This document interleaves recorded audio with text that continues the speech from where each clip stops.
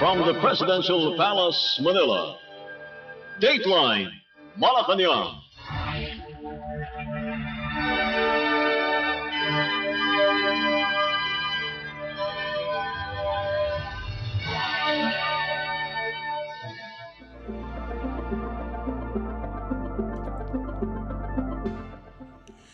Good day.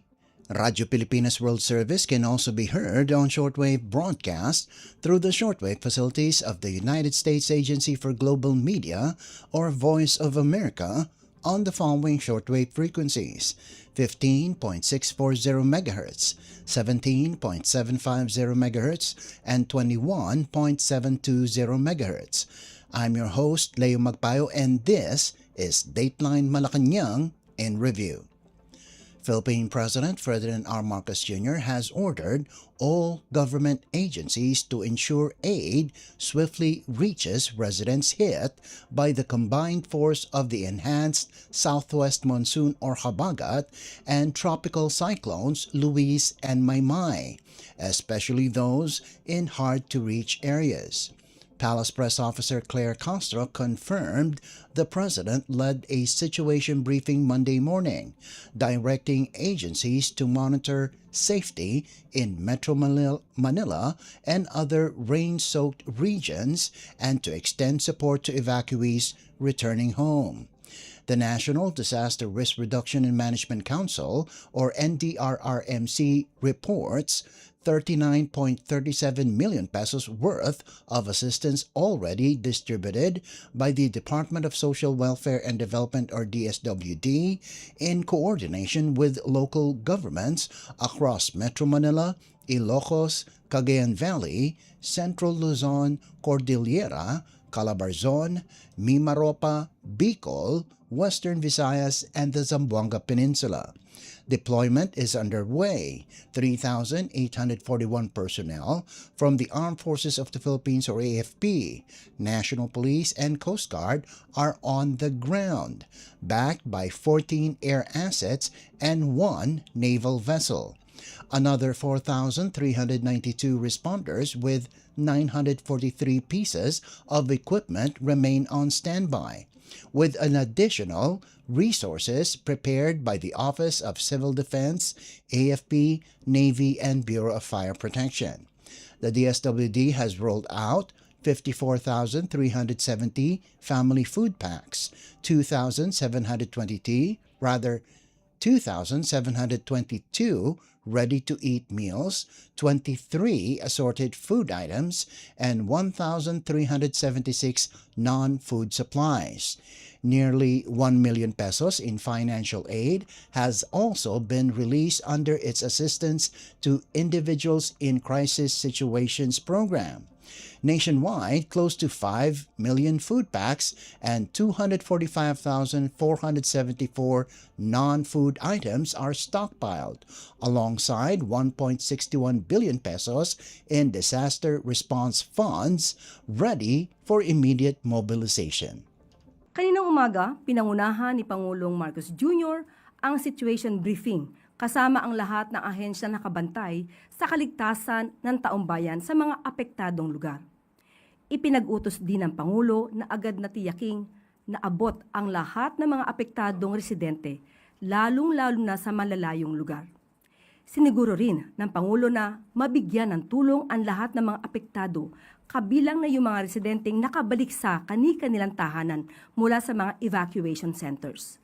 Sa datos ng National Disaster Risk Reduction and Management Council, o NDRRMC, umabot sa 39.37 million pesos ang kabuuang tulong na ibinigay ng Department of Social Welfare and Development sa pangunguna ni Secretary Rex Gatchalian, kasama ang iba't ibang lokal na pamahalaan sa mga apektadong lugar. Naipaabot ang tulong sa mga apektadong residente ng Metro Manila, Ilocos Region, Cagayan Valley, Central Luzon, Cordillera Administrative Region, Calabarzon, Mimaropa, Bicol Region, Western Visayas at Zamboanga Peninsula.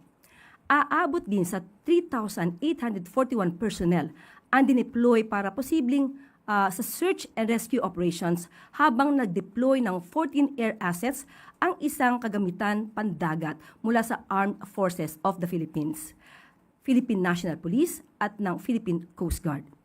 Mayroon ding naka-standby na 4,392 personnel at 943 na iba't ibang kagamitan para agarang deployment kung kinakailangan.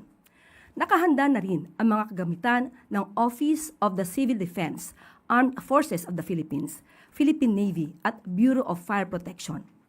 Sa report ng DSWD, umabot sa 54,370 family food packs ang kanilang naipamahagi, kasama na ang 2,722 ready-to-eat food items, 23 na iba pang food items at ang 1,376 na non-food items. Umabot rin sa halos 1 million pesos ang naipamahagi na tulong pinansyal ng DSWD sa ilalim ng AIX program. Sa ngayon, umabot sa halos 5 million family food packs ang nakahanda ng DSWD sa buong bansa, kasama ang 245,474 non-food items. Aabot din sa 1.61 billion pesos ang naka-standby na pondo ng DSWD sa buong bansa. That was Palace Press Officer Claire Castro. Dateline Malacañang.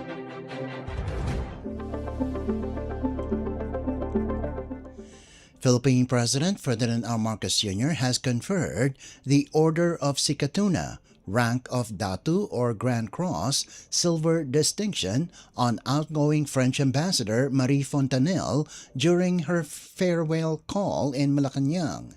The honor recognizes Fontanelle's pivotal role in elevating Philippine-French relations, particularly in defense and maritime security. She was credited with advancing cooperation that led to the signing of the Philippines-France Status of Visiting Forces Agreement in March 2026. The citation also highlighted France's support for a rules-based international order in the Indo-Pacific and Manila's maritime security initiatives. Fontanelle was further honored for promoting political and economic engagement, spanning infrastructure, transportation, energy, and sustainable financing, while also strengthening cultural and educational exchanges. Philippine-French defense ties have expanded in recent years, with both nations committed to closer maritime cooperation and upholding international law in the Indo-Pacific. Dateline Malacañang.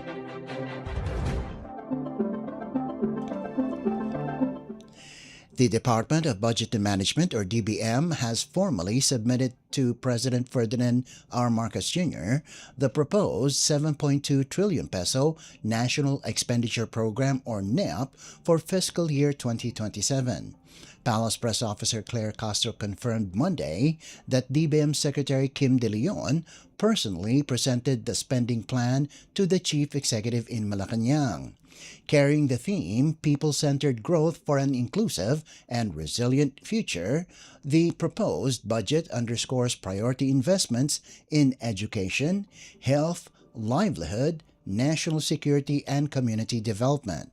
According to Castro, the program seeks to maximize public funds by improving government services and expanding opportunities for Filipinos nationwide. The NEP serves as the executive branch's official spending blueprint and forms the basis of the General Appropriations Bill, or GAB, which Congress will deliberate on before enactment into law. The DBM is set to transmit the NEP to Congress on Tuesday, marking the next step in the annual budget process. Lawmakers are expected to scrutinize allocations, debate priorities, and align the measure with the administration's development agenda. The proposed 7.2 trillion peso program reflects the government's push for inclusive growth, resilience against global and domestic challenges, and stronger delivery of essential services to the Filipino people. Isinumiti ng Department of Budget and Management sa pangunguna ni Secretary Kim Robert De Leon kay Pangulong Ferdinand R. Marcos Jr. ngayong August 10, 2026, ang Fiscal Year 2027 National Expenditure Program na nagkakahalaga ng 7.2 trillion pesos. Nakatuon ang budget sa edukasyon, kalusugan, kabuhayan, seguridad at pagpalakas ng mga komunidad alinsunod sa temang People-Centered Growth for an Inclusive and Resilient Future. Layunin nitong gawing mas kapaki-pakinabang ang bawat pisong pampublikong pondo sa pamamagitan ng mas mahusay na serbisyo at mas maraming oportunidad para sa mga Pilipino. Formal na i-turn over ang NEP sa Kongreso bukas, August 11, bilang susunod na hakbang sa proseso ng pambansang budget. Nakatakda ring magkaroon ng press briefing dito sa Malacañang bukas ng hapon, 1 o'clock, ang DBM para sa karagdagang detalye hinggil sa NEP 2027.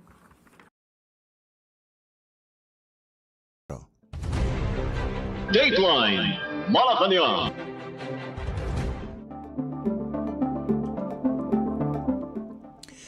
Philippine President Ferdinand R. Marcos Jr. welcomed senior U.S. defense officials in Malacañang Monday as Manila and Washington deepened efforts to strengthen their alliance and bolster regional deterrence in the Indo-Pacific.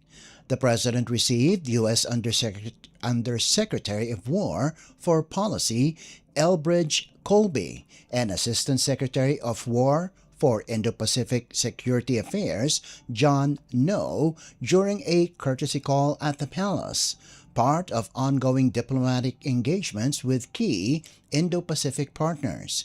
In a forum hosted by the Strat-based group, Colby, on his first visit to Manila in his current post, hailed the Philippines as a model ally and reaffirmed Washington's commitment to its oldest treaty partner in Asia. He stressed that the U.S. seeks partnerships, not dependencies, under its doctrine of achieving peace through strength. Colby underscored that alliances must be sustainable and durable, urging partners to invest in their own defense. The remarks come as the Philippines accelerates military modernization and expands defense cooperation with the U.S. and other allies amid rising tensions in the Indo-Pacific, particularly in the West Philippine Sea. The Philippines and the United States are bound by the 1951 Mutual Defense Treaty, reinforced by the Visiting Forces Agreement and the Enhanced Defense Cooperation Agreement, which allows greater rotational presence of U.S. forces in Philippine bases.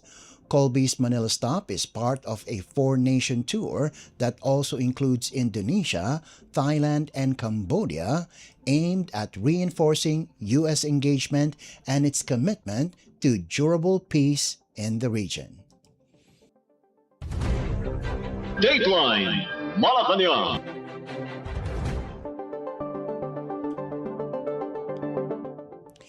Philippine President Ferdinand R. Marcos Jr. on Tuesday sworn in new Department of Health or DOH Secretary Edwin Mercado and Philippine Health Insurance Corporation or PhilHealth President and Chief Executive Officer Beverly Lorraine Ho. The two officials took their oaths of office in separate ceremonies at Malacañang. Mercado replaces Jose Brix Pujalte Jr., who resigned after serving as Health Secretary for less than a month. Malacañang said Pujalte stepped down for health reasons. A complaint against him was also reportedly referred to the Office of the Ombudsman over alleged irregularities, including the delayed procurement of anti-tuberculosis medicines. Before becoming Health Secretary, Mercado headed PhilHealth beginning February 2025. He is a physician and holds advanced degrees in global health delivery and healthcare administration. Meanwhile, Ho returns to government after serving as Chief Health Officer of Ayala Healthcare Holdings. She previously held several senior positions at the DOH, including Undersecretary, and was among the agency's public health communicators during the COVID-19 pandemic. Ho now takes over as PhilHealth Chief from Mercado.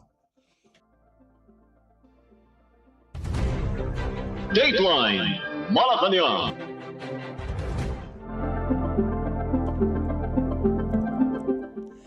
Philippine President Ferdinand R. Marcos Jr. says the government's Oplan Contra Baha is showing positive results, with flood levels decreasing in some areas following continued dredging and cleanup operations.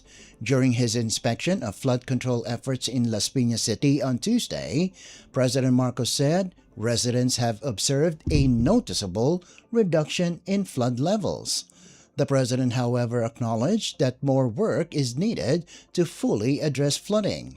Launched last year, Oplan Contra Baha aims to clear clogged waterways and drainage systems across Metro Manila to reduce flooding during heavy rains.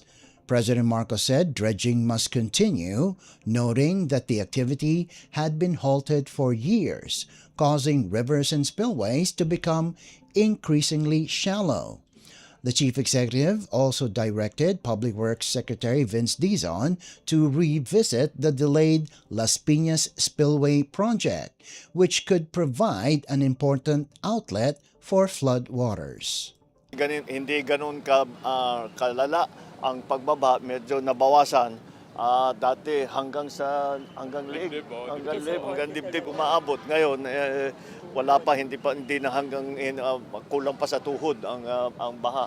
At so effective naman ang ating ginagawa, ngunit alam naman natin kulang pa rin yan. Marami pa rin tayong kailangan gawin. Patuloy ang ating gagawin ito dahil hindi pa tapos ang trabaho. Marami pa tayong gagawin, ngunit mukha namang effective yung ating nagawa na nasimulan itong taon na ito. Hindi natin titigilan hanggang matapos yan. Philippine President Ferdinand R. Marcos Jr. Dateline Malacañang.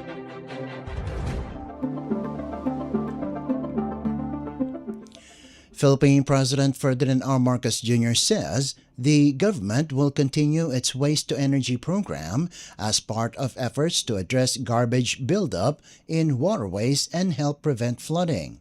The president raised the issue after inspecting a high vacuum drainage pump in Las Piñas City amid heavy rains brought by two successive tropical cyclones and the enhanced southwest monsoon.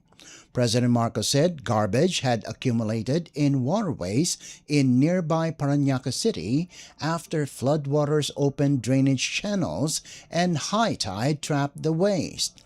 The chief executive urged local governments and the public to properly dispose of their garbage, warning that indiscriminate dumping could worsen flooding and cause significant damage. He said the government's waste-to-energy program will process garbage and convert it into electricity. President Marcos said waste-to-energy technology is already established and could provide a long-term solution to the country's waste problem. The initiative will complement the administration's Oplan Contra Baha, which includes dredging waterways and completing flood control infrastructure. Kita ninyo yung mga picture na punong-puno yung kanal, punong-puno ng basura na hindi naman galing sa Parañaque, galing sa ibang lugar yun. Kami naman dito sa pamahalaan ay itutuloy na natin yung waste to energy na program. Yun yung kinukuha yung basura at ito ay pinaprocess at ginagawang kuryente. At napakalaking bagay na pagka natapos na natin. Sandali lang siguro yan kasi understood technology na yan. That was Philippine President Ferdinand R. Marcos Jr. Dateline Malacañang.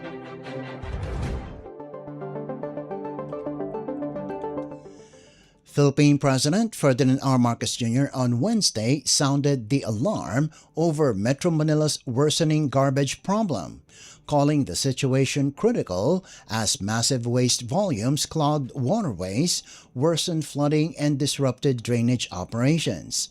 Inspecting the Jokno pumping station in Pasay City, President Marcos pointed to piles of trash choking the facility. Public Works Secretary Vince Dizon, however, did not mince words, describing the situation as a full-blown crisis. He warned that clogged waterways across the capital are intensifying floods amid days of heavy rains from the southwest monsoon. President Marcos stressed that garbage buildup directly undermines flood control efforts, with trash quickly blocking pumping stations once water flows in. The government is racing to clear incoming garbage before it reaches pumping facilities, part of its Oplan Kontrabaha program that includes dredging canals and esteros. But the president cautioned that newly cleared waterways will keep clogging unless waste disposal practices improve. We look at the places around the country kung saan clean and green, where they are awardees of clean and green. Ang una kanilang ginawa is that naglagay sila ng basurahan. Ang problema ko minsan, walang basurahan. Walang pupuntahan, walang itatapos, walang paglalagyan ng basura. I look at a place like a country like Japan. A country like Japan, they just don't throw their basura anywhere. They keep it in their pockets and throw it at home because there's a very good system for bringing the garbage out. That is the first problem. So it's not useful to find people for not throwing their garbage if there is no place to put their garbage. So of course, people are aware that there are fines. Nobody wants to be fined. Wala namang gusto na mamumultahan. Pero kailangan bigyan din natin ng facilities na kung saan pwede itapon yung basura. Ganun lang kasimple kung minsan yan eh. Minsan ganyan lang kasimple yung problema eh. Yeah, it certainly is. Just look at it. Does that look critical to you? It does to me. So yes, I wouldn't call it a garbage crisis, but that is the problem that we are facing. As a long-term fix, the president reiterated his push for a waste-to-energy program. He said technical groundwork is complete, with the government now finalizing systems involving local government units or LGUs, plant sites, and electricity auctions. Results could be seen within 12 to 18 months. President Marcos vowed to continue multi-pronged flood control measures nationwide, stressing that solutions must be tailored to local conditions. Andito si Sec Sharon ng Department of Energy dahil pinag-uusapan namin ng mabuti yung waste to energy ng mga plano. Mukhang patuloy naman ang ating mga ginagawa, ang ating programa at we are starting to move forward. At mag-auction na raw doon sa kung saan kasi bibilhin ng Department of Energy yung power na manggagaling doon sa waste to energy. Kaya yun ang ninenegotiate nila ngayon. So yan ang tanging solusyon dahil yung mga landfill puno na at pamahal na ng pamahal ang pagpapadala. Kaya ang amin na lang iniisip is the location para yung mga LGU, kasi ang sistema dyan, ang LGU ang bahala sa pagkolekta at saka pagdala sa ngayon sa landfill. Ang ating iniisip, imbis na landfill dadalhin sa waste to energy plant. So tinitignan natin kung ano yung mga location para naman hindi masyadong malaki ang kailangan bayaran ng LGU para sa hauling na dadalhin yung basura kung saan man yung magiging waste to energy plant. So ito yung mga patuloy natin mga iba't ibang strategiya para mabawasan ang flood control. Maayos na nagdahan-dahan na natin na dredge yung mga waterways, yung mga kanal natin, yung mga estero, dahan-dahan na nabubuksan na natin. Pero nabubuksan natin dahil nabuksan, ito naman ngayon ang basura. Pumapasok nga dito sa ating mga pumping station at nababara lahat. Kaya we have to go through the entire process kung saan kayang makuha yung basura na bago pumasok dito sa city at bago mapunta, mabara yung ating mga pumping stations. That was Philippine President Ferdinand R. Marcos Jr. Dateline Malacañang.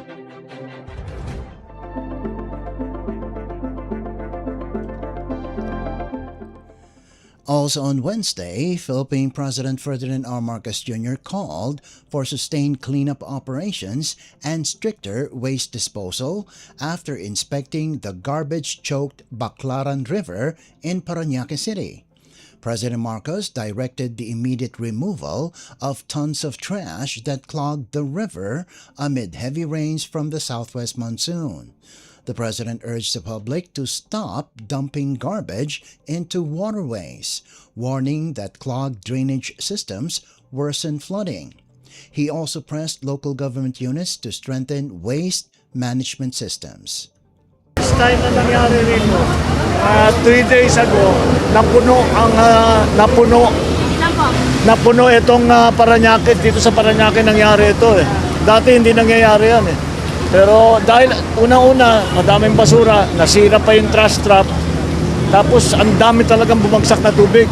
Yung bumagsak na tubig in the last week is the equivalent of 1 month's rainfall, almost 1 meter. Kaya tayo nakakaganto, nagka-problema tayo ng ganito. Metropolitan Manila Development Authority or MMDA General Manager Nicholas Torre III reported that clearing crews have already hauled 45 truckloads, about 500 tons of garbage from the river. Heavy equipment, including a trash skimmer, has been deployed to speed up operations. Torre underscored the urgency of removing plastic waste, which he said could last for generations. He stressed that accumulated trash reduces the capacity of Metro Manila's flood control system. Dateline Malacañang.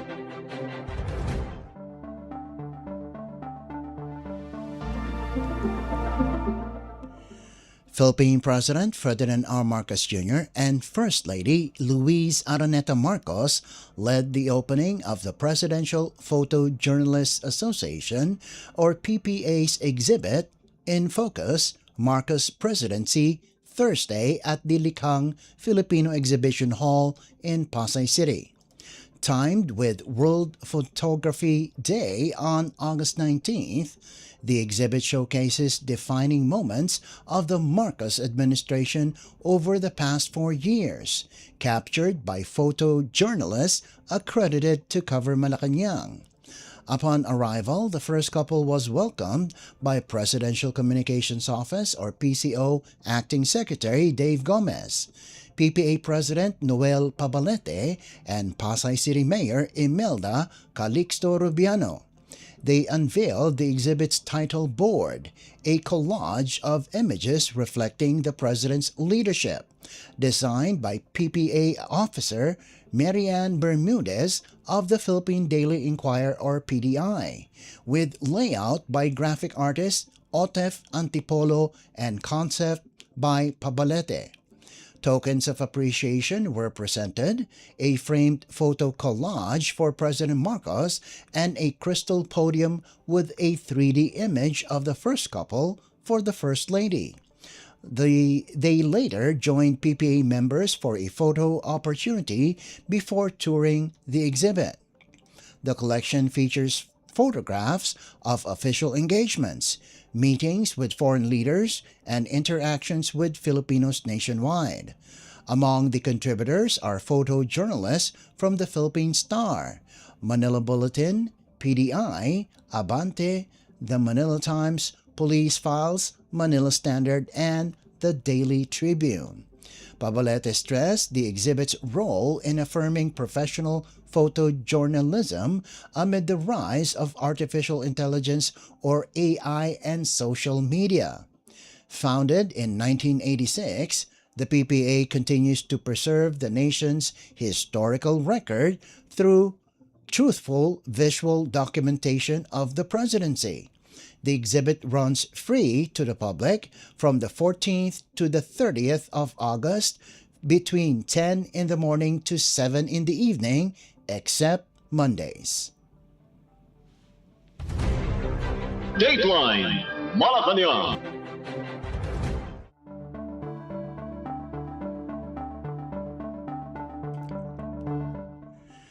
Philippine President Ferdinand R. Marcos Jr. sat down Thursday at Malacañang Palace with Palafox Associates and its design arm, Palafox Architecture Group, to map out a master plan for the preservation and development of the world-renowned Ifugao rice terraces. The Presidential Communications Office, or PCO, released photos of the meeting led by architect and urban planner Felino Palafox Jr., where the proposed comprehensive urban, environmental, infrastructure, and economic development master plan was presented. The plan integrates heritage conservation, agriculture, tourism, infrastructure, environmental safeguards, and climate resilience to protect the 2,000-year-old terraces while creating sustainable livelihoods for the communities that maintain them. The proposal highlights conservation of traditional farming knowledge, strengthening of farmer and indigenous community incomes, and promotion of community-led tourism to ensure locals benefit directly from visitors. The Ifugao rice terraces, carved into the Cordillera Mountains of northern Luzon, span 5 clusters: the Nagakadan, Hunduan, Central Mayoyaw, Bangaan, and Batad. Declared national treasures in the 1970s and protected under the National Cultural Heritage Act of 2010, the terraces remain a symbol of Filipino ingenuity and resilience. Palafox Associates, ranked among the world's top 500 architectural firms, has completed more than 1,900 projects across 40 countries since its founding in 1989, contributing to major urban and architectural developments both in the Philippines and abroad. Dateline Malacañang.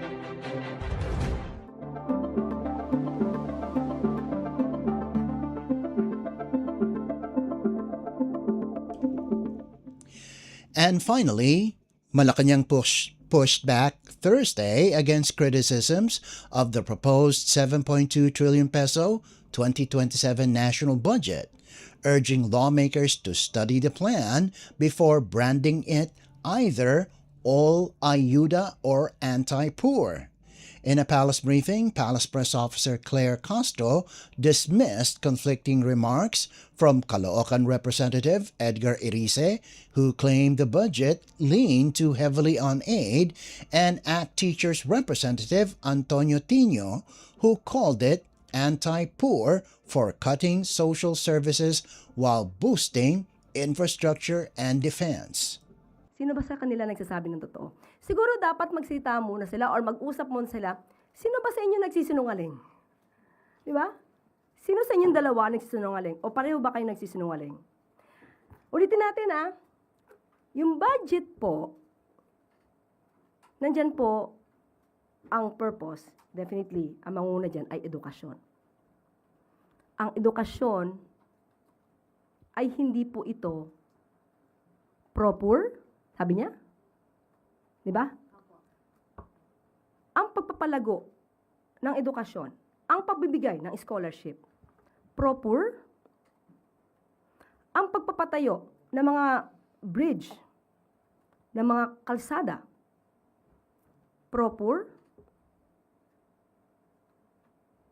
yung pagbibigay ngayon ng budget na malaki para sa DSWD, katulad na itong walang gutom project. Ano ito? Pro-poor? Hindi pwede nating i-isolate lang or isa-isahin lang. Lumit ang budget dito. Ito po lahat ng ginagawa ng Pangulo ay pangkalahatan. So, dapat yun yung maisip nila. Lahat ng ginagawa dito, makikinabang po lahat. Hindi lang mahirap, hindi mayaman, lahat ng Pilipino. Stressed that the spending plan prioritizes education, infrastructure, disaster resilience, and social protection, citing programs such as the Walang Gutom Program, subsidized rice, local government unit support funds, and disaster aid. Tandaan natin, puro ayuda. Yung ibang mga mambabatas at ibang mga kababayan, sasabihin nila, bakit nabawasan daw ang pag-ayuda? Ngayon naman, kay Congressman Irice, puro ayuda. Siguro dapat mag-usap-usap kayo para hindi kayo nagsasabog, no? Hindi iba-iba yung inyong mga sinasabi. Siguro dapat malaman ni Congressman Irice na hindi po lahat ng kanya sinasabi, ipapaalam ko na sa kanya, na tama. Ang binigay po ng budget sa ngayon, nandiyan po, isa, edukasyon, infrastructure, disaster resilience. Ang edukasyon po ba ay proper? Wala po ba itong ayuda? Yung walang gutom ni Secrex, ito ay parte ng budget. Yung 20 pesos na kada bigas, ay kada kilo na bigas, yan ba ay hindi para sa ayuda? Yung LGSF na binibigay para sa mga local government units, hindi ba ito para sa ayuda? Kapag ka nagkakaroon ng kalamidad at pumupunta ang Pangulo sa mga apektadong lugar at nagbibigay ng financial assistance, hindi po ba yun ayuda? Kaya sabi nga po natin, bago magsalita, mag-aral po muna. Department of Budget and Management submitted the 7.2 trillion peso proposal to Congress earlier this week, up 6% from 2026. Social services led with 2.456 trillion pesos, followed by economic services at 1.833 trillion pesos. Health is allocated 1.06 trillion, while infrastructure under Build Better More is set at 1.467 trillion pesos.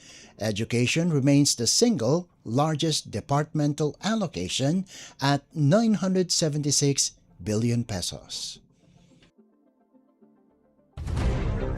Dateline Malacañang.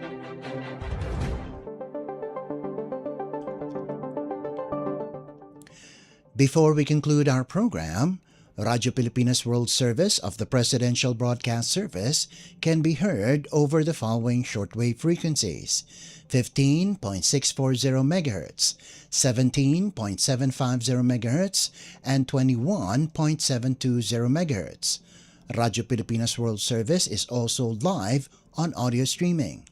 Just download Evox PBS Receiver on your Google Play Store or the App Store from your Apple phone. You can also visit our Facebook page and YouTube channel. Just type in and search for Radyo Pilipinas World Service. Kindly subscribe, like, and share our posts as well. And that concludes this edition of Dateline Malacañang in Review. For Radyo Pilipinas World Service, this is Leo Magpayo. Good day and mabuhay. From the Presidential Palace, Manila, Dateline Malacañang.